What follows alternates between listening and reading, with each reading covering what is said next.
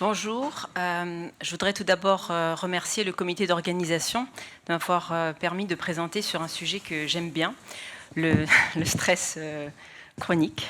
Alors, on est dans une session sur les nouveaux facteurs de risque cardiovasculaire, et vous allez me dire, c'est pas nouveau que le stress est un facteur de risque cardiovasculaire.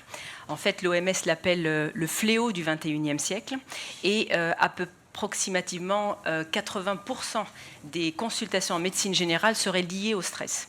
En ce qui me concerne, en tant que cardiologue de pratique libre, je dirais qu'il y a un tiers des patients qui viennent parce qu'ils sont stressés.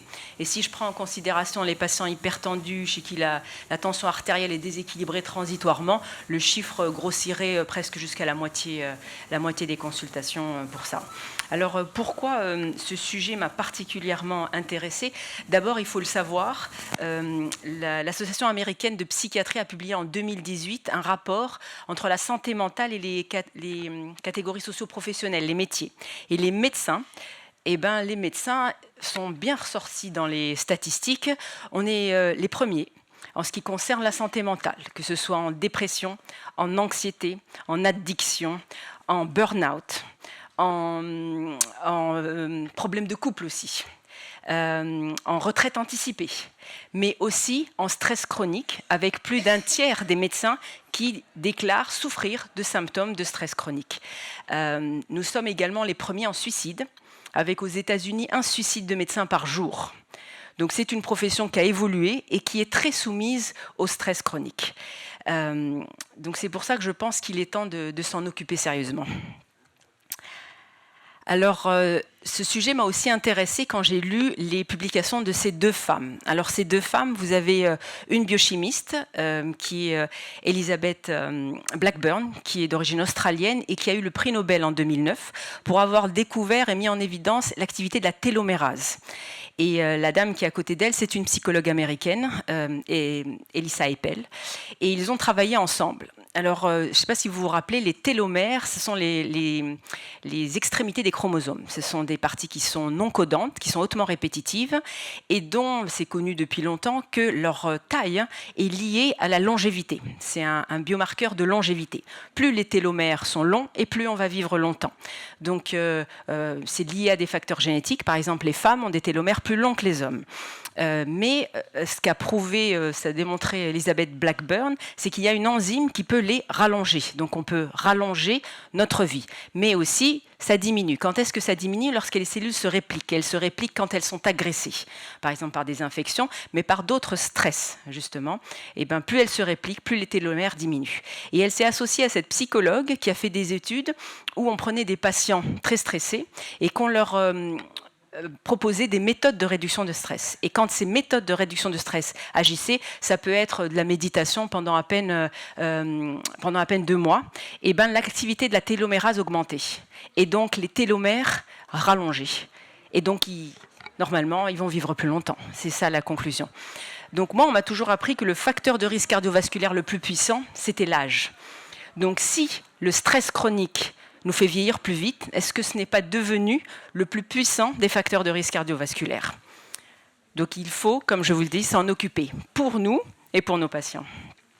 Alors les définitions du stress sont nombreuses, des définitions biologiques, des définitions médicales, mais grosso modo c'est une réaction du corps à une urgence ou à un danger. Vous voyez sur l'image que je vous ai montrée, à l'origine le danger c'était ça, c'était un dinophélis, c'est un tigre qui n'aimait manger que les australopithèques. Donc là effectivement il fallait avoir des mécanismes d'adaptation et ils devaient être utiles et rapides pour qu'on puisse s'en sortir. On a 2 types de stress qui est décrit, le stress aigu et le stress chronique. Donc aigu c'est face à un danger, c'est une réaction intense. Et le chronique, c'est lorsque ça devient répétitif ou bien à long terme en termes de mois ou d'années. Alors c'est Hans Selye, c'est un endocrinologue d'origine autrichienne, qui a décrit il y a plus de 80 ans, le premier qui a utilisé ce terme, et qui a décrit le syndrome d'adaptation générale au stress. Il y a 3 phases. Une phase d'alarme, donc là tout le corps est mobilisé pour lutter contre ce stress, et généralement on devient à ce moment-là susceptible aux maladies, puisque tout le corps est là pour lutter contre ce stress. Ensuite, une deuxième phase, qui est une phase de résistance. Donc là, il y a des mécanismes d'adaptation. Et ensuite, une phase stress d'épuisement. Et à l'épuisement, là, les récepteurs du système nerveux central sont tous saturés et le corps devient très susceptible aux maladies. Ça correspond d'un point de vue physiopathologique à la sollicitation de 3 axes. D'abord l'axe hypothalamo-adrénergique, donc avec une stimulation du système nerveux sympathique et la libération d'adrénaline. La deuxième étape, c'est la libération du cortisol par l'axe hypothalamo-hypophysaire et puis et les glandes surrénales. Et en troisième lieu, c'est la saturation en fait des récepteurs face à toutes ces substances qui ont été libérées. Donc, comme je vous disais, la sollicitation des 3 axes va aboutir à quoi ? Pour le système nerveux sympathique, de la vasoconstriction, l'augmentation de la résistance vasculaire, augmentation de la pression artérielle et du rythme cardiaque et une diminution de la variabilité cardiaque. Le cortisol et ses complications connues, l'insulinorésistance, l'hypertension, l'adiposité et la stimulation du système immunitaire pour pouvoir se défendre. Et là, beaucoup de cytokines qui sont libérées, une leucopoïèse. Donc tout ça, ça va aboutir à quoi ? À de l'inflammation, à de la dysfonction endothéliale, à de l'hypercoagulabilité et donc une augmentation de l'athérosclérose. Effectivement, c'est connu, cette étude de l'Interheart Study, qui avait... C'est une étude multicentrique sur plus de 52 pays. Elle date déjà de 20 ans, mais elle avait identifié 9 facteurs de risque cardiovasculaire, dont déjà il y avait ce qu'on appelait le stress psychosocial, qui augmentait par 2 les infarctus du myocarde et par 6 le risque d'AVC. Et c'était assez amusant parce qu'ils ont voulu comparer entre les pays riches, les pays pauvres, s'il y avait une différence. Et en fait, en tant qu'Africain, on a un risque qui est augmenté de 1,69 et en tant qu'Arabe, de 2. Alors pourquoi j'en parle et pourquoi il y a des nouveautés ? Parce que maintenant, la différence, c'est qu'il y a des études. Et ces études, elles arrivent à mettre une quantification de ce stress. Parce que quand on est stressé, c'est le système limbique qui est sollicité. Et le système limbique, et en particulier l'amygdale, et grâce au développement de l'imagerie, et notamment le PET scan, on peut mesurer l'activité de l'amygdale. Donc dans les 2 études que je vous ai mises, par exemple la première, 300 patients qui n'ont pas de pathologie cardiovasculaire, on les suit pendant 3 ans. Et on remarque que les plus stressés donc, ont une activité de l'amygdale qui est mesurée par le PET scan qui est plus importante, de la moelle épinière aussi, et des événements cardiovasculaires plus importants. La deuxième étude, c'est un peu la même chose, mais là, ils ont essayé de voir en fonction du salaire des personnes. Ils ont pris 500 patients qui n'avaient pas de pathologie cardiovasculaire, ils les suivent pendant 5 ans, et ils ont remarqué que ceux qui avaient les salaires les plus bas, c'est eux qui avaient l'activité de l'amygdale la plus importante, donc on va dire les plus stressés, et c'est eux qui avaient les événements cardiovasculaires les plus importants. C'est toujours été un peu difficile de faire des études sur le stress parce qu'il y a beaucoup de facteurs confondants en fait. Oui, on gagne moins d'argent, on est stressé, mais on fume plus, on a une hygiène de vie moins correcte. Mais en fait, ce qui est clair, et dans les nouvelles études, c'est ce qui ressort, c'est les associations. Donc il y a une association entre le stress et l'hypertension artérielle. Donc on sait bien qu'un stress aigu, ça augmente la tension, mais le stress chronique également. Et c'est prouvé par des études récentes avec des cohortes de patients très importantes, comme ici, un follow-up de 1800 patients, vous avez au bout de 7 ans un risque augmenté de 22% de développer une hypertension artérielle. L'association avec l'AVC aussi est connue. Donc là, c'est l'Interstroke Study, c'est pareil, c'est des grosses études, 26 000 patients, 32 pays. Et si vous avez un événement stressant, ça augmente votre risque d'avoir un AVC de 1,3. Si vous avez du stress à la maison, c'est 1,9. Mais si c'est le stress au travail, on est plus de 3 fois plus de risque d'avoir un AVC. Peut-être arrêter de travailler aussi. Mais bon. C'est aussi une association entre le stress et la pathologie vasculaire. Ça aussi, ça a été établi. Donc ça, c'est une méta-analyse. Donc le risque est multiplié par 3. Alors, y a-t-il un traitement ? Oui, bien sûr, il y a un traitement. Ce qui est très important à savoir, c'est si vous arrivez à réduire votre stress, les études ont prouvé que la pression artérielle diminuait, que l'inflammation diminuait, que les plaques carotidiennes diminuaient, que le flux coronaire augmentait. Et aussi, quand vous êtes moins stressé, vous avez plus l'opportunité de changer votre hygiène de vie. Et par exemple, d'arrêter de fumer. Donc, ça fait 2 facteurs de stress en un coup. Alors, comment on réduit le stress ? Bon, il y a des médicaments, mais même dans les études les plus récentes, il n'y en a pas qui sont vraiment probants, que ce soit les antidépresseurs, les bêta-bloquants, les anti-inflammatoires. Ce qui est intéressant à savoir, c'est qu'une modification du comportement, donc une amélioration de l'hygiène de vie, ça baisse le stress. Et l'amélioration de l'hygiène de vie, déjà, ça baisse l'inflammation et les autres facteurs de risque cardiovasculaire. Donc, c'est vraiment le cercle vertueux. Alors, je vous rappelle d'abord les 3 piliers de l'équilibre. Une alimentation saine, l'exercice physique et le bon sommeil. Ça, on le dit tout le temps, mais il y a d'autres méthodes, et d'autres méthodes qui marchent, c'est-à-dire qu'il y a eu des études là-dessus, et que maintenant, les chiffres, c'est significatif, les différences. La méditation, le yoga, les exercices de respiration, les exercices de relaxation musculaire, tout ça, ça fonctionne, ce n'est plus qu'une vue de l'esprit.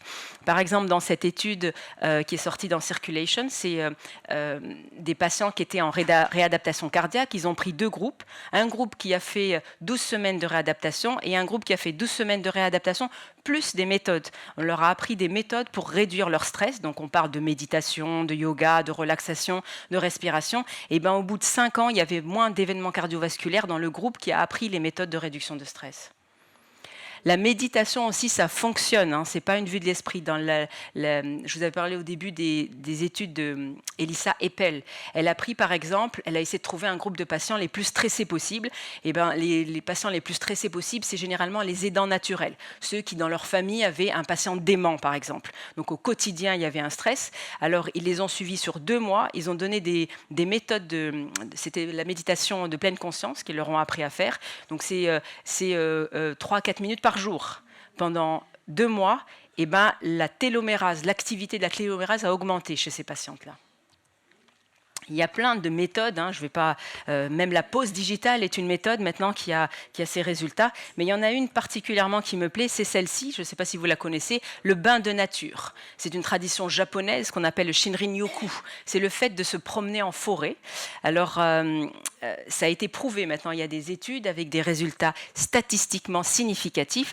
Les arbres libèrent des sortes d'huiles essentielles dans la terre, dans l'eau, mais aussi dans l'air. Donc, quand vous promenez en forêt, vous respirez les phytoncides, et ces phytoncides diminuent le stress et l'anxiété, améliorent le sommeil, mais diminuent votre pression artérielle et augmentent votre variabilité cardiaque. Ça augmente également notre immunité. Donc, ça a été prouvé, des gens qui vont faire une demi-heure dans la forêt, scientifiquement, statistiquement, significativement, ça marche. Il n'y a pas que la forêt qui marche, je vous dis, c'est le contact avec la nature, mais là, comme les Japonais, ils aiment bien cette tradition, ils en ont fait comme un programme gouvernemental. Donc c'est pour ça qu'il y a eu beaucoup d'études sur le sujet. Et pour terminer, les nouveaux guidelines qui sont sortis cette année pour l'hygiène de vie qui concerne l'hypertension, les méthodes de réduction de stress sont recommandées. Alors c'est assez drôle, c'est un peu 3 heures par jour. Il faudrait faire pour diminuer la pression artérielle. 3 heures par... c'est bon. Moi aussi, je sais parler anglais. 3 hours a week, donc non, mais c'est 45 minutes par jour de yoga, par exemple. C'est un peu pour avoir un résultat sur la pression artérielle assez important. Il faut quand même avoir la demi-heure, les 45 minutes d'activité, comme le yoga, la méditation ou le tai chi. On recommande aussi la musique, je ne sais pas si vous êtes au courant, mais il faudrait écouter 25 minutes, au moins 3 fois par semaine. Ce qui est clairement recommandé. Vous le faites déjà? Oui, il y en a beaucoup qui m'ont répondu ça. Oui, n'importe quelle musique, oui. Mais la méditation, par exemple, a fait mieux que la musique relaxante. Ils ont une comparaison de choses. Donc là, ce qui est recommandé, c'est pour tous les professionnels de santé, on leur demande d'essayer d'analyser si votre patient est stressé ou pas. Il y a des petits questionnaires qui sont fournis, des fois c'est 3 questions, pour savoir s'il a un haut niveau de stress, il faut absolument le noter, essayer de l'aider en lui proposant des méthodes de réduction de stress. Et la méditation de pleine conscience est recommandée à elle seule parce que dans les études, c'est celle qui a le plus prouvé de résultats significatifs par rapport à toutes les autres méthodes. Je ne sais pas si vous savez c'est quoi la méditation de pleine conscience, c'est très simple, c'est indépendamment de toute relation religieuse ni quoi que ce soit, c'est le fait de faire le vide et le calme, quelques minutes, dans son esprit par jour. Donc vous trouverez dans YouTube tout ce que vous voulez pour essayer d'en faire, mais c'est très simple, c'est pas évident de faire le calme dans son esprit 4 à 5 minutes par jour. Voilà, donc ce facteur de risque est un facteur de risque très important, il est très sous-estimé, je considère même que c'est de notre responsabilité de éveiller les professionnels de santé au diagnostic et à la prise en charge du stress chronique. Et puis à nous-mêmes, de toutes les façons. Et ce qui marche le plus dans ce qui a été proposé, c'est des prises en charge personnalisées. Il y a beaucoup de généralistes qui font ça. Bon, ici, je ne sais pas, Fitouns, moi j'essaye de le faire, c'est-à-dire des consultations de stress. C'est-à-dire la personne, on voit qu'elle est stressée, on ne lui donne pas le médicament en lui demandant d'aller voir le psychiatre, parce que ce n'est pas ça, mais plutôt essayer de voir qu'est-ce qui le stress déjà, et puis essayer de l'aider. Pas tout le monde peut aller faire du yoga ou du tai chi le lendemain, mais par contre, on peut favoriser des activités qui plaisent aux personnes. De la méditation, ça peut aller, ça peut être accompagné de prières. Il y a beaucoup de choses qui peuvent aider. C'est plus la prise en charge personnalisée qui fonctionne maintenant pour réduire le stress. Voilà, merci beaucoup. Dr Mahjoub pour cette excellente communication. Juste, je voulais faire une petite remarque, c'est que au centre de réadaptation, la gestion du stress fait partie intégrante du programme. Et le tai chi, le yoga, etc., il fait partie de... C'est pas tous les jours, mais c'est-à-dire qu'on organise ça 1 à 2 fois par semaine, ou même 1 fois par semaine, et les malades sont pris par groupe pour des séances de gestion de stress. C'est dire l'importance de la gestion du stress pour le coronarien. Mais il fait partie intégrante du programme. Juste une question. Oui. Ce que vous avez, dans votre recherche, est-ce qu'il y a des pistes de recherche pour un certain dosage au lieu de PET scan pour essayer de quantifier le stress? Est-ce qu'il y a des pistes de recherche pour un dosage biologique, vous voulez dire? C'est ça. Non, il dose plutôt l'inflammation dans les études. C'est ça qui... Et ça marche moins bien que le PET scan et l'activité de l'amygdale. C'est vraiment l'amygdale, c'est le premier organe qui est sollicité lors du stress. Donc ça a beaucoup fonctionné dans les études. Et puis après, il faut que ça s'améliore ou que ça augmente. Je n'ai pas vu de résultats significatifs pour quelque chose. Mais souvent, ils font la CRP et bien sûr, le PET scan fait mieux que la CRP. Mais l'accessibilité de ce PET scan, ça sera pour... Ça, c'est pour prouver. Après, il n'y a pas besoin de faire PET scan. On n'a qu'à réduire notre stress, c'est tout. On est sûr que ça marche. Mais le fait que de savoir, de quantifier ce stress, on a des questionnaires pour faire ça, mais le quantifier pour indiquer une prise en charge adéquate, c'est important. Moi, je pense qu'on n'a pas besoin de le quantifier pour donner la prise en charge. Même si quelqu'un est un peu stressé, mais qu'il est venu en consultation parce qu'il a vraiment un problème, si vous l'aidez un peu, il a déjà fait... C'est pas quelque chose de nocif, ni à court terme, ni à moyen terme, ni à long terme. Donc... je pense qu'on peut y aller sincèrement, mais par contre pour identifier, parce que moi généralement je dis aux gens d'aller faire du sport, c'est ce qui passe le mieux, l'hygiène de vie de base. L'alimentation plus saine aussi, il y a beaucoup de gens qui souffrent moins de stress quand ils font des repos alimentaires de 12 heures, de ne pas manger trop tard le soir. Il y a beaucoup de choses, des petites astuces comme ça qui aident en fait. Les 3 clés là, c'était à peu près le fait du sport, dormez bien, mais maintenant dans les techniques, c'est vrai qu'il n'y a pas tout le monde qui peut faire du tai chi le lendemain. Ça ne lui correspond pas. La méditation de pleine conscience, il y a beaucoup de gens qui trouvent ça... Mais déjà, en elle-même, la prière, oui, elle est bien faite. Donc, il y a 5 fois par jour. Il faut accorder de l'importance à certaines choses. La marche, mais dans des endroits relaxants, avec des exercices de respiration, ça peut faire la job, comme disent les Canadiens. Merci, Haïfa. Bon, en tant que panéliste, je commence à stresser. Parce que on commence avec 11 minutes de retard. Haïfa Mahjoub. 13 minutes 00. Mais on t'a accordé 8 minutes au départ. Hein, parce qu'on nous a raccourci la session à 15h30. Donc, moi, c'est une conférence d'une demi-heure. Donc, j'ai fait un gros effort. On peut faire même une lecture. Hein. Merci. On a appris des choses. Donc, sans trop tarder, je demande à notre ami Hassan Belhajamour de nous parler de la pollution. Moi, je pense que pour voir tout le monde passer avant 5h30, parce qu'ils ont décalé les sympos et tout, oui, donc ça va être trop juste. Alors, merci au comité d'organisation de m'avoir associé donc, à cette session et merci à vous tous pour votre présence. Je pense, Dr Mahjoub, que la pollution, c'est plutôt la pollution qui constitue le facteur de risque majeur actuellement de mortalité cardiovasculaire ou toute cause, et je vais vous montrer pourquoi. Alors, oui, la pollution en tant que nouveau facteur de risque, mais réellement, ce n'est pas un nouveau facteur de risque. On le sait depuis les années 2000 que la pollution est associée à une surmortalité toute cause, et en particulier la mortalité cardiovasculaire. Mais on en parle de plus en plus ces dernières années. Pourquoi? Parce que l'atmosphère a perdu sa capacité de s'auto-purifier. On est en phase de saturation et on va assister les années qui viennent à une augmentation exponentielle de la pollution. Et c'est pour cette raison qu'on en parle beaucoup de ce facteur de risque donc, de mortalité toute cause. Alors, juste pour introduire, il faut savoir, et là ce sont les données de l'OMS, plus que 91% de la population mondiale vivent dans des lieux où la pollution dépasse les normes recommandées. Plus que 91%. À peu près 7 millions de patients décèdent chaque année pour des pathologies non liées à des maladies transmissibles, mais plutôt liées directement à la pollution atmosphérique. Donc 4,2 millions décèdent par ces 4 pathologies. L'AVC, les maladies cardiaques, le cancer du poumon et les pathologies donc, pulmonaires chroniques. Alors d'où vient la pollution? Vous voyez donc de l'industrie, de transport, surtout donc les véhicules individuels, des bâtiments, de l'agriculture, de la production de l'électricité. Donc il y a plusieurs donc, sources de polluants. Et pour détailler encore plus, donc voilà les polluants les plus néfastes. Vous voyez, donc je vais mettre donc le pointeur laser. Alors le plomb, le sulfure, le nitrogène, le monoxyde de carbone qui est le plus connu, l'ozone qui est le 3, mais il y a cette entité qu'on appelle les particulate matter, les microparticules.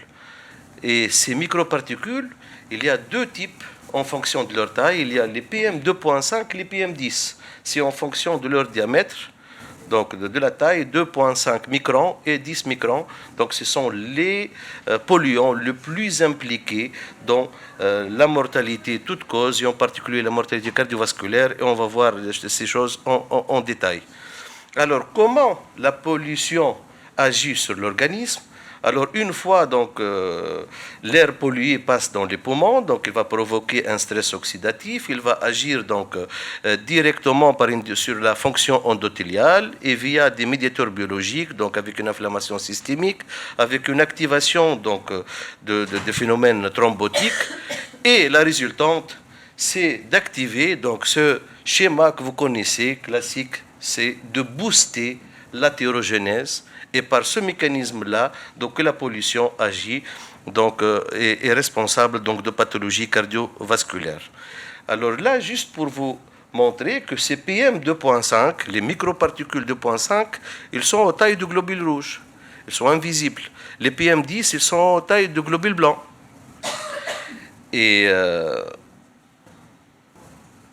on peut le détecter facilement via les satellites qui sont adaptés ou qui sont conçus pour l'évaluation de la pollution. Là, vous voyez donc image satellite qui nous donne la concentration annuelle en PM2.5 et vous voyez clairement qu'il y a une pollution terrible au niveau de l'Afrique, de l'Arabie Saoudite, de l'Inde et de Chine.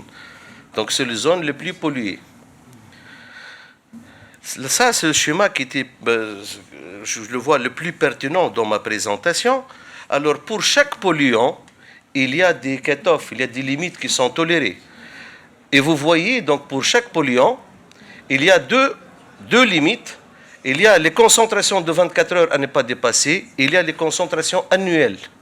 Et vous voyez là, donc, par exemple, ici, pour les PM2.5, donc là, c'est la dose annuelle à ne pas dépasser qui est moins que 10 microns par mètre cube de volume d'air. Et pour les doses annuelles, donc vous voyez là, donc il ne faut pas dépasser donc les 25 microns par mètre cube d'air. Et vous voyez donc les standards de l'OMS, ils sont là. Juste après, on trouve les standards américains qui sont très proches. Mais vous voyez, les pays, ils font des standards qui sont plus tolérants parce qu'ils favorisent plutôt l'industrie, bien sûr, à la place donc de mesures donc anti-pollution. Les standards européens sont plus allégés, ils tolèrent beaucoup plus donc la pollution. Et vous voyez là enfin les standards indiens, donc ils ont mis donc des limites qui sont très élevées pour la pollution, bien sûr pour favoriser l'industrie donc qui est polluante. Chose importante, si on commence par le standard de 15, c'est le standard donc de l'OMS. L'OMS, elle propose 4 catégories. Là, vous voyez, c'est l'interim targets, IT4, IT3, IT2, IT1. Donc, si on commence par IT3 et qu'on arrive à réduire la pollution dans une zone X et qu'on atteint IT4, ça réduit de 6% la mortalité globale.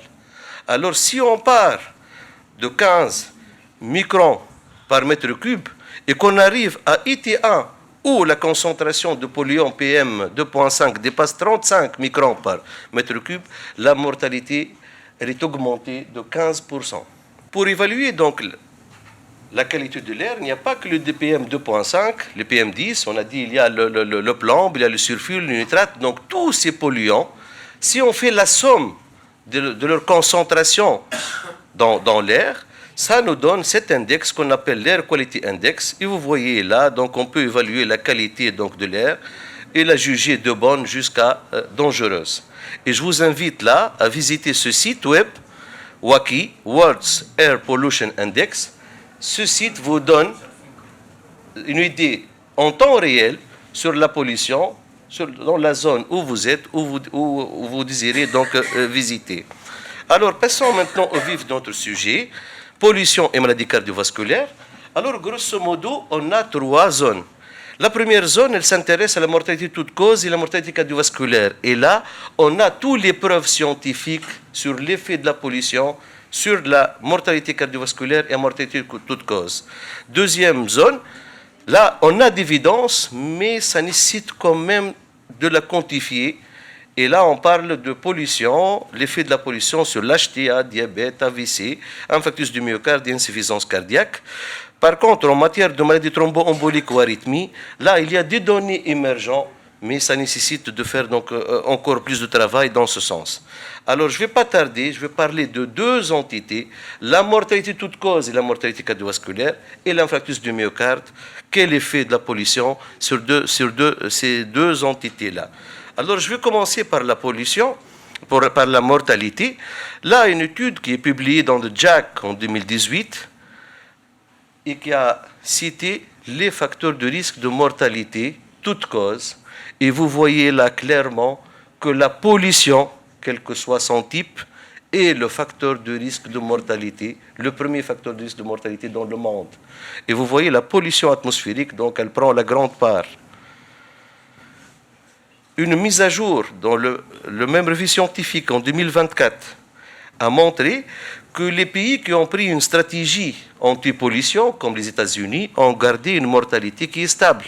Par contre, les pays les plus pollués, là où la pollution est en augmentation, vous voyez donc la mortalité cardiovasculaire est multipliée au fil de temps, au bout de 30 ans donc de suivi. Deuxième message, on a 2 choses ou 2 états pour la pollution. Il y a la pollution aiguë et la pollution chronique, l'exposition chronique.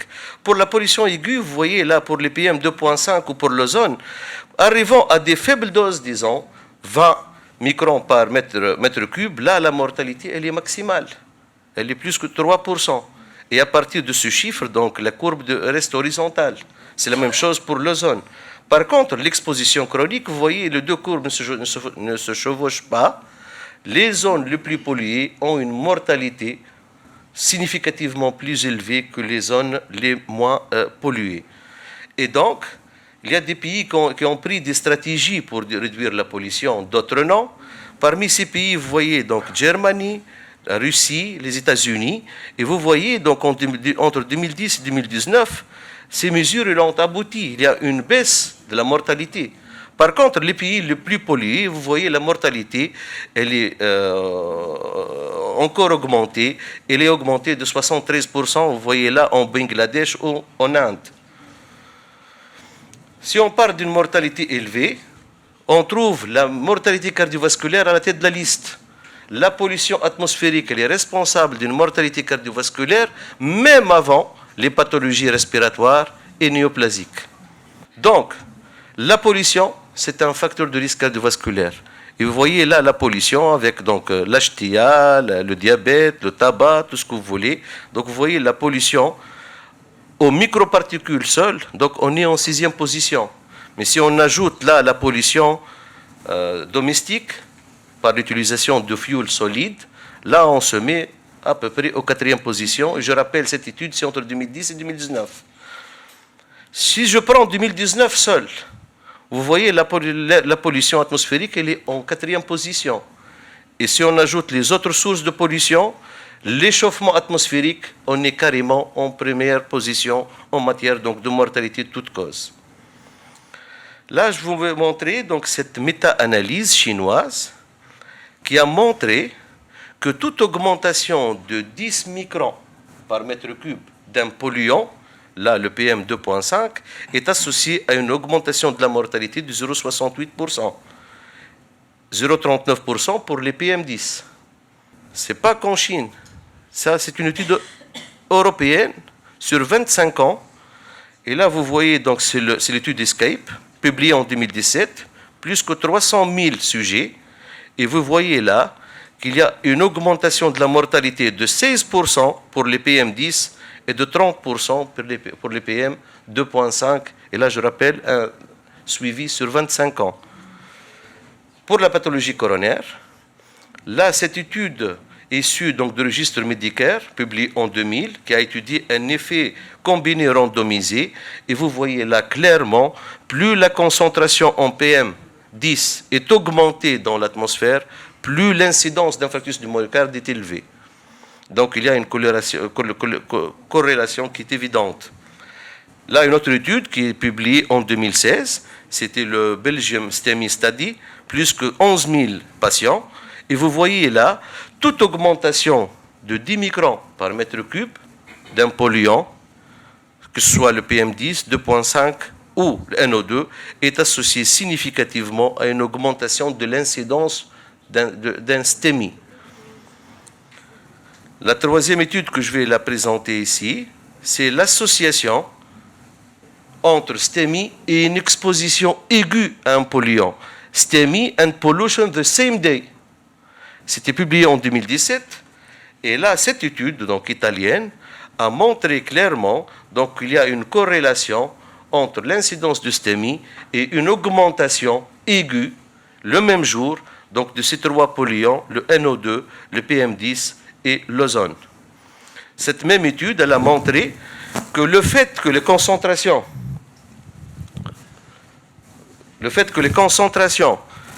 donc de ces trois polluants dépassent 40 microns pour le NO2, 50 microns pour le PM10 et 50 microns pour l'O3, donc l'incidence d'un STEMI augmente de 83%, 52% et 8%, donc successivement. Je vais finir dans 30 secondes. Alors, et cette étude, elle conclut à autre chose, que l'augmentation de la pression atmosphérique est associée aussi à une augmentation de l'incidence de STEMI. Cette méta-analyse, je finis par cette méta-analyse, donc pollution, infarctus du myocarde, cette étude, elle a montré clairement que une augmentation de 10 microns par mètre cube de surface d'un polluant X, là, ici, c'est le PM10 ou le PM 2.5, est associée à une augmentation de la mortalité de 0,6% pour le PM10 et de 2,5% pour le PM 2.5. Donc, tout ça, ça prouve que la pollution est un facteur de risque cardiovasculaire majeur. Et le take-home message, c'est ça. Il est important de contrôler la pollution atmosphérique. Il est important de prendre des mesures efficaces afin de réduire la pollution et pas d'utiliser donc des solutions comme celles proposées actuellement, la voiture électronique, là où c'est vrai, la pollution va se réduire dans les grandes villes, mais par contre, pour produire donc de l'électricité, on va augmenter intensivement la pollution dans d'autres zones. Et toute cette pollution, donc, ça reste dans l'atmosphère. Et donc, on assiste toujours à une augmentation exponentielle de la dose chronique de polluants dans l'atmosphère. Et merci pour votre attention. Merci, Dr Belhaj Amar. Donc, par contrainte de temps, on va passer directement à Mme Joulaire pour nous parler de l'abus des drogues. On attaque directement. Alors, on remercie le comité d'organisation de me donner les sujets toujours les plus controversés. Apparemment, je représente une certaine catégorie de la société qui est tolérante envers ceux qui font des abus, quels qu'ils soient. Que je suis tolérante? Donc, drug abuse. Il y a ceux qui veulent que ce soit en anglais? Non. Français, d'accord. Donc, les drogues en Tunisie, partout dans le monde, on commence par le BABA, le tabac et l'alcool. Ce sont des drogues, il ne faut pas l'oublier, du moment qu'on ne peut pas s'en passer, du moment qu'on essaie de fuir le stress, qu'on les utilise pour ça, ce sont des drogues. un tout petit peu de, disons, de culture, de thaqafa droguienne. Donc vous avez des drogues qui dépriment, et ce sont des drogues qui sont utilisées essentiellement les barbituriques et surtout les personnes chic et sympathiques qui exagèrent un peu à tort et à travers tout ce qui est Temestal, le Xomil, etc., puisque ce sont des drogues qu'on achète en pharmacie. Il y a des drogues qui stimulent pour ceux qui veulent être en forme pour une rave party toute la nuit ou bien pour 3 jours de danse ou bien pour des examens. Et parmi ces drogues-là, on retrouve surtout la cocaïne pour les plus riches, mais aussi surtout tout ce qui est chimique et qu'on trouve, tout ce qui est ecstasy, etc., MDMA, toutes ces molécules qu'on retrouve sur le marché et qui sont beaucoup plus utilisées. Il y a les narcotiques, ceux qui font qu'on se sent bien. Donc on n'a pas besoin de faire de la méditation, on plane, on est super content. Héroïne et cannabis en particulier. Il y a les hallucinogènes, et je suppose vous avez tous entendu parler des champignons hallucinogènes qui fait qu'on voit des éléphants roses un peu partout et on voit son bras qui quitte ce monde et qui va ailleurs. Donc ce sont des gens qui sont à la recherche de certaines expériences. Et à côté, malheureusement, il y a les drogues des enfants, les drogues de tous les jours. Ils le font pour essayer, ils le font pour fuir, pour ne pas penser. La colle, les diluants dans les maisons, etc. Et là, vraiment, ce sont les drogues des enfants. Alors, c'est une classification, parce qu'il y a plusieurs classifications pour les drogues, mais la plupart des gens s'accordent pour donner une classification, et je pense que c'est celle qu'on peut le mieux comprendre, une classification pharmacologique pour les actions. Et ce qu'il faut savoir, c'est qu'il y a un grand souci dans le monde pour essayer de connaître et de classifier ces drogues. Parce que autant cannabis, cocaïne, hallucinogènes, etc. sont assez bien connus depuis un certain temps, il y a ce qu'on appelle les nouvelles drogues chimiques, et ces nouvelles drogues chimiques, qui à chaque fois sont synthétisées et qui sont faites 50 en Europe qui sont trouvées par an. Donc 50 nouvelles molécules sont développées pour essayer de contourner la législation de la vente de ces molécules. Et ces molécules-là, on essaie de les identifier à temps et d'empêcher leur commercialisation. Mais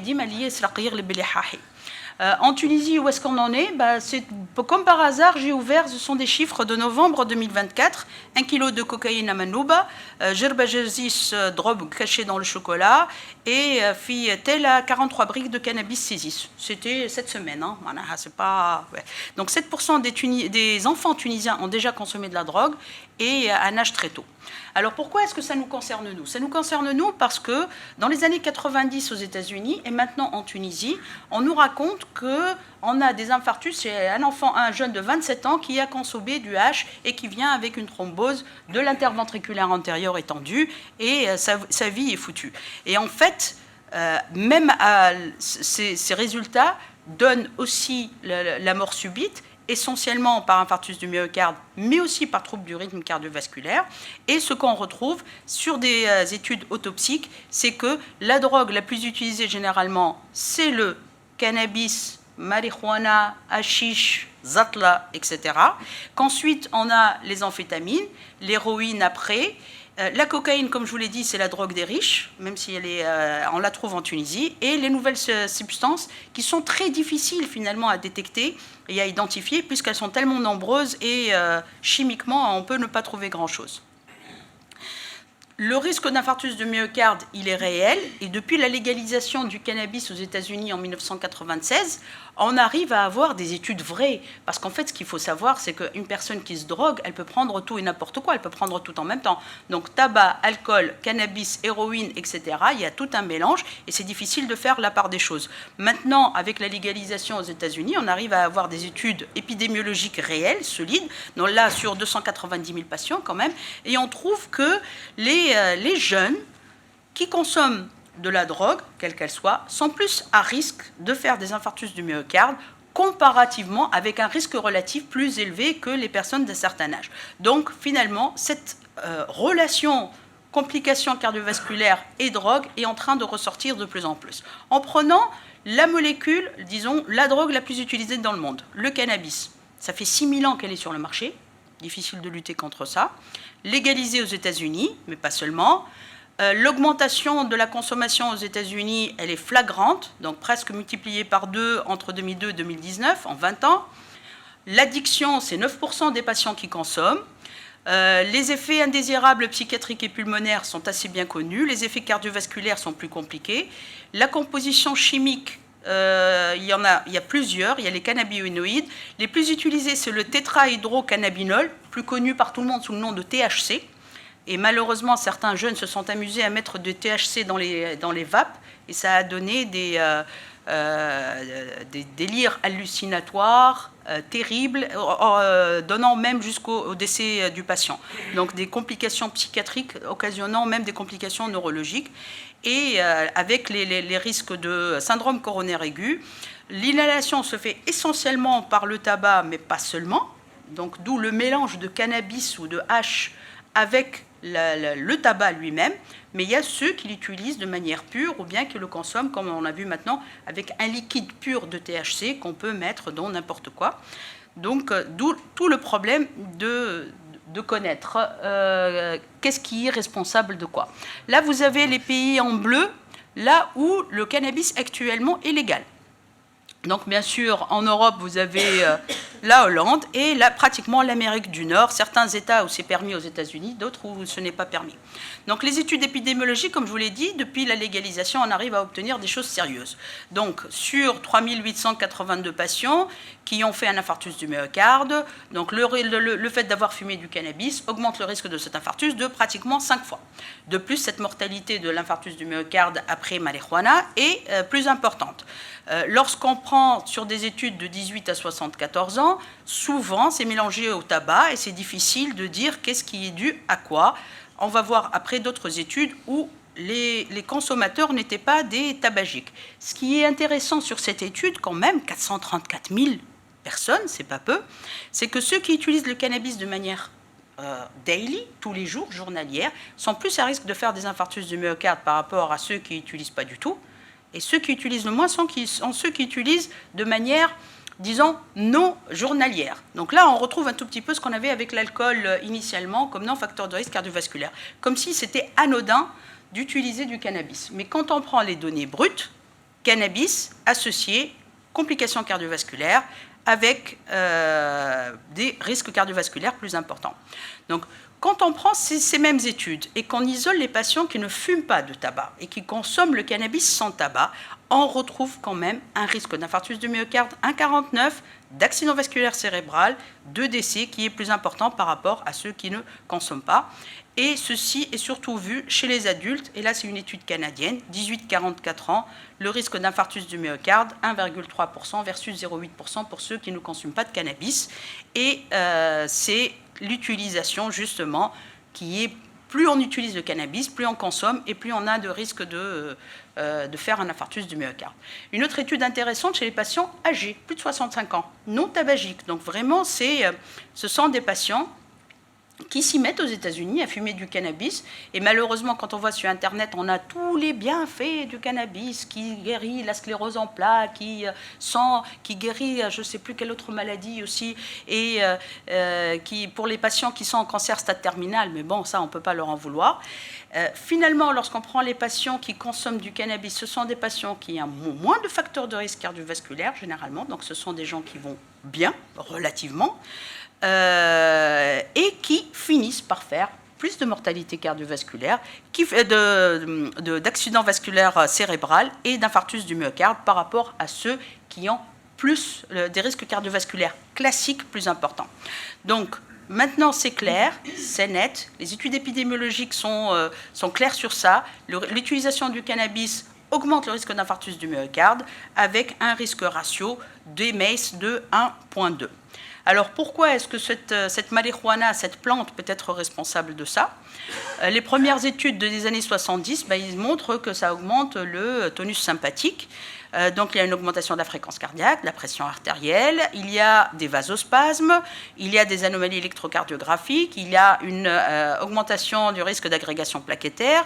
Sur les effets chroniques qui sont décrits, c'est ce qui est décrit exactement avec le tabac, l'artérite, une athérosclérose qui avance, et finalement il y a une dysfonction endothéliale qui a été retrouvée même lorsqu'on ne fume pas, mais qu'on inhale le cannabis qui est fumé par quelqu'un d'autre à côté de soi.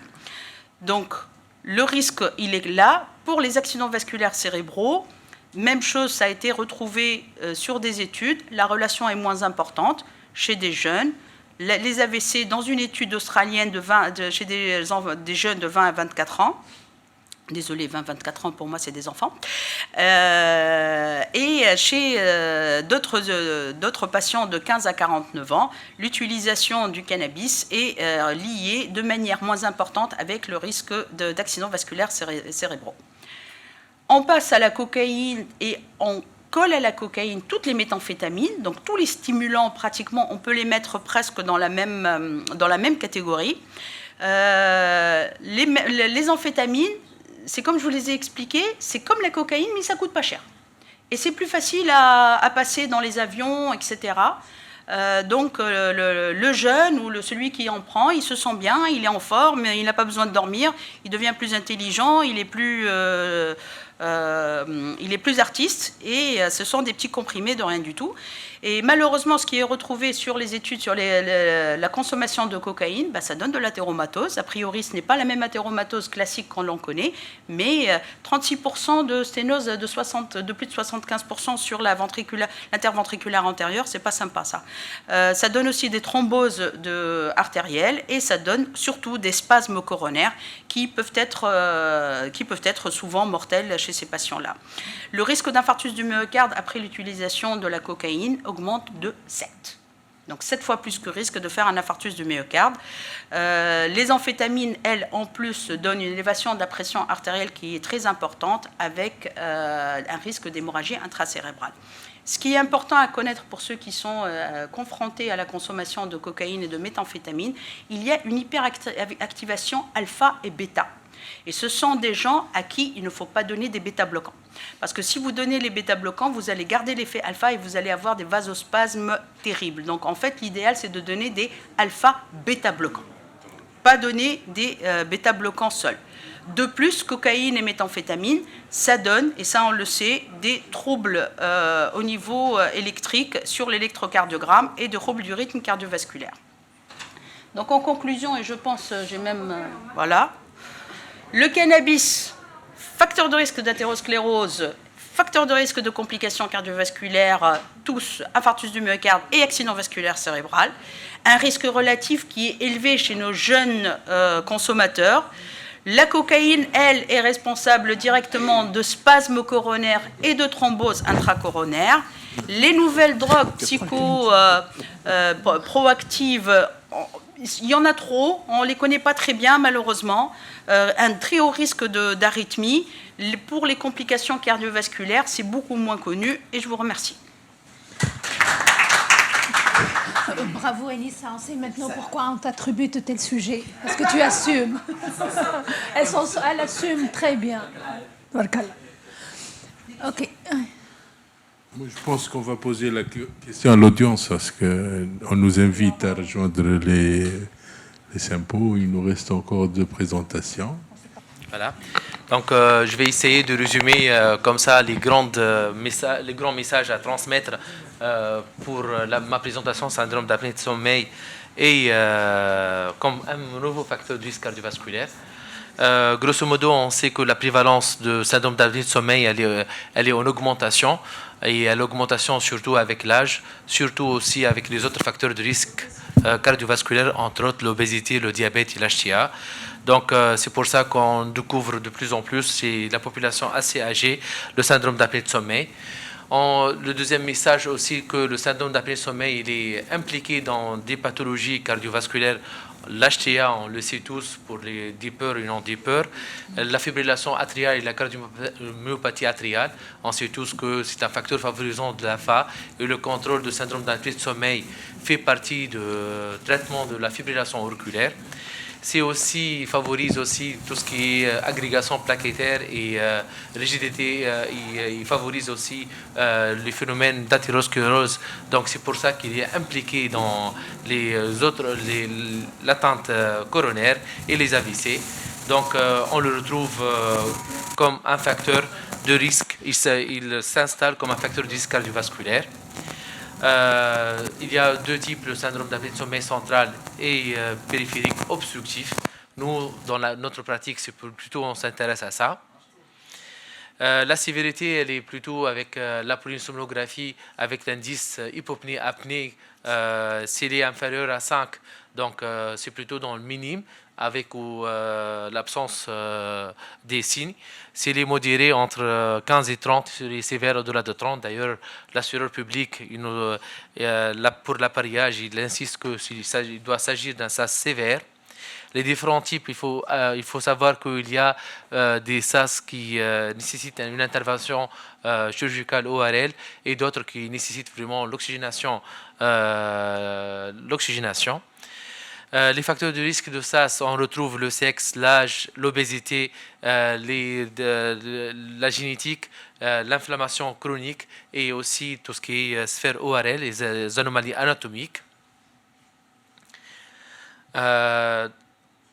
Ok, ça je trouve que c'est intéressant. Nous, dans la clinique, donc tout ce qui est renflement, somnolence diurne, renflement nocturne, céphalée matinale, et à l'examen clinique aussi, le fait qu'on est obèse, qu'on a un cou court, qu'on a la circonférence du coup, elle est plus importante. Il y a aussi ce score quand on ouvre la bouche pour voir visualiser l'amygdale.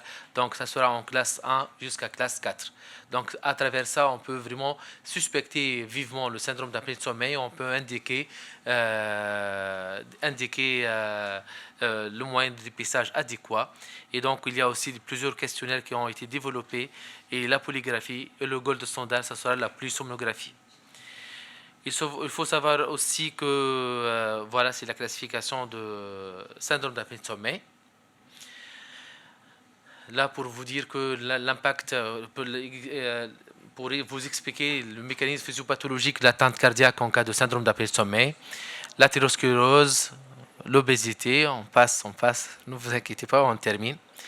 Le message, par contre, à transmettre, ce qui a montré la littérature jusqu'à maintenant, si on a une maladie cardiovasculaire et on prend en charge le SAS convenablement, on n'a pas une amélioration de la morbimortalité liée à la maladie cardiovasculaire. C'est-à-dire si la pathologie cardiovasculaire elle est installée, si le malade on l'appareille ou pas, donc c'est bon, on ne va pas vraiment améliorer de façon significative sa morbimortalité liée à la pathologie cardiovasculaire.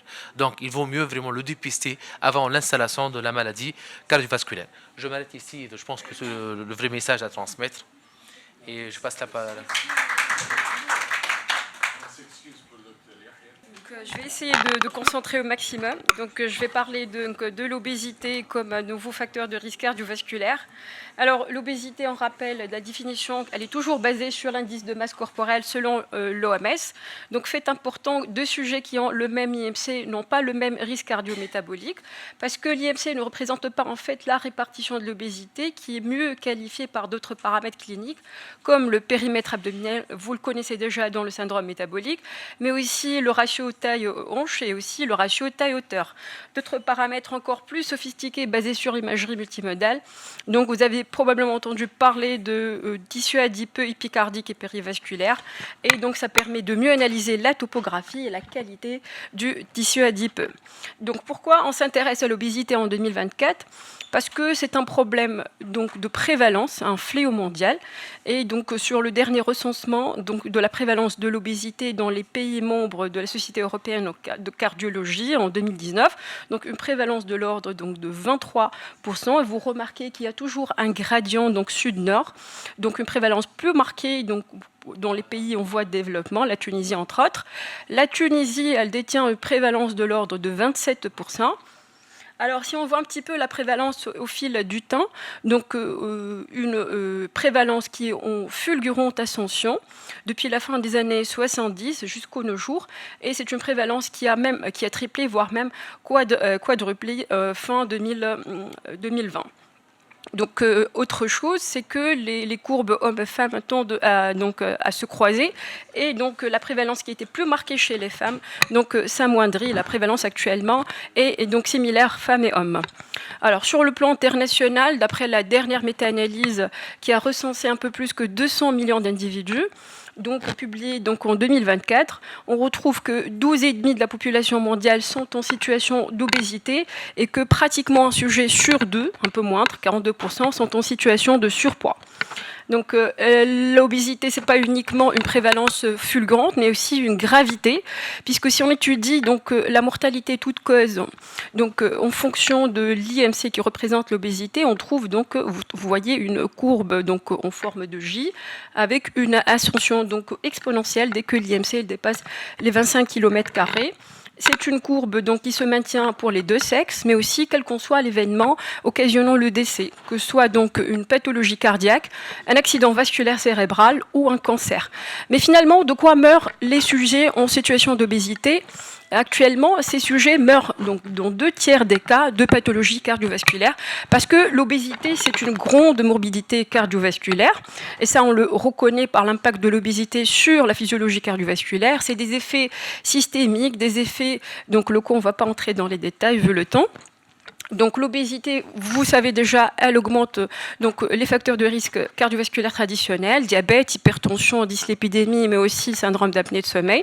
Mais la bonne nouvelle, la réduction pondérale, elle permet de réduire drastiquement donc, ces facteurs de risque. L'obésité, est-ce que c'est un facteur de risque cardiovasculaire donc, au final? Donc on revoit donc, l'association, la relation entre l'IMC et les pathologies donc, non transmissibles, comme ça a été dit tout à l'heure par Dr Belhaj. Donc, toujours une courbe en forme de J, donc une ascension exponentielle dès que l'IMC dépasse les 25.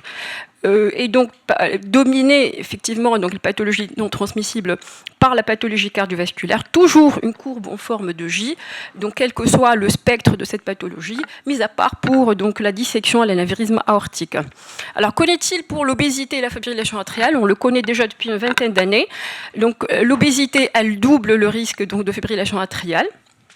Et quel qu'on soit donc homme ou femme, l'obésité et l'insuffisance cardiaque, depuis l'étude de Framingham, on connaît que l'augmentation d'une unité d'IMC, elle augmente donc le risque donc, de contracter de l'insuffisance cardiaque de 5 à 7%, et que donc d'après les études récentes, ce risque il est plus prononcé pour l'insuffisance cardiaque à feu préservé. Pour un IMC qui dépasse les 40, on a un hazard ratio d'insuffisance cardiaque HPF de l'ordre de 5. Alors, finalement, donc, l'obésité, elle augmente le risque d'insuffisance cardiaque, mais paradoxalement, les sujets qui sont donc, insuffisants cardiaques et donc, en situation de surpoids ou d'obésité voient ou tirent bénéfice, ont un effet protecteur en termes de survie, ce qu'on appelle le paradoxe de l'obésité. D'ailleurs, il a été aussi relevé dans d'autres contextes autres que la pathologie cardiovasculaire, les cancers et l'AVC.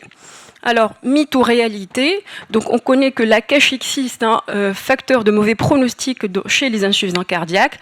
Il y avait des critiques en termes de statistiques, surtout donc, statistiques, mais aussi une mauvaise classification, puisque l'obésité était uniquement représentée par l'IMC. Et si on prenait le ratio donc, taille-hauteur, donc cet effet protecteur de l'obésité chez les insuffisants cardiaques s'annulait. Donc, obésité avissée, toujours donc, une courbe en forme de J. Et donc, obésité et mort subite, donc, si on prend l'IMC, une courbe exponentielle, une courbe en J. Si on prend donc, autres paramètres comme le ratio taille, donc une relation linéaire. Donc là, on va zapper tout ce qui est mécanisme. Obésité et maladie veineuse thromboembolique, oui, donc l'obésité, c'est le facteur le plus important d'après cette méta-analyse publiée en 2008 parmi les facteurs traditionnels de la maladie veineuse thromboembolique avec un odds ratio de l'ordre de 2,3. Et obésité et donc maladie valvulaire, oui, ça existe une association significative puisque l'obésité, elle va augmenter le risque de la pathologie aortique sténosante et donc le remplacement valvulaire aortique. C'est un mécanisme qui est donc secondaire à l'augmentation de l'inflammation qui est médié par le dépôt de tissu adipeux donc, ou bien péricardique. Alors au final, donc l'obésité, oui. Donc, c'est un facteur de risque cardiovasculaire.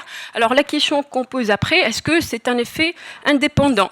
Ça veut dire, est-ce que l'effet sur le risque cardiovasculaire il est médié par les facteurs traditionnels, diabète, HTA et dyslipidémie, ou bien c'est un effet autonome, propre, indépendant. Alors, une étude, elle s'est penchée, pour répondre à cette question, une étude, elle s'est penchée sur donc, les sujets qui étaient en situation d'obésité, mais métaboliquement sans HTA, sans dyslipidémie, sans diabète, ce que vous voyez d'ailleurs en colonne grise claire. Et ces sujets, vous voyez voyez leur risque de maladie cardiovasculaire augmenter par rapport aux sujets qui étaient non obèses et métaboliquement sains, ce que vous voyez, le carré noir. Et donc oui, l'obésité a un effet propre d'augmentation du risque cardiovasculaire qui est indépendant des autres facteurs de risque. On peut répondre aussi à cette question par la réduction pondérale. Est-ce que la réduction pondérale permet de réduire le risque cardiovasculaire? Donc ça a été prouvé dans le domaine de la fibrillation atriale parce que la réduction donc, pondérale a permis d'obtenir un gain en termes de survie sans la FA. C'était l'étude Legacy. Alors plus récemment, et je termine sur cette étude, l'essai donc SELECT qui a donc randomisé des sujets, 17 000 sujets non diabétiques en situation de surpoids qui avaient un antécédent donc, cardiovasculaire avéré. Et je conclus sur ces messages clés. Obésité, un fléau mondial en termes de donc, prévalence. C'est un facteur de risque cardiovasculaire majeur, surtout pour la fibrillation artérielle, l'insuffisance cardiaque à feu préservée. Que c'est un effet donc, indépendant et propre à l'obésité et que, heureusement, c'est un facteur de risque modifiable et donc il doit faire l'objet de mesures préventives actives. Et merci. Est-ce qu'il y a 5 minutes? On va faire le vide après le stress.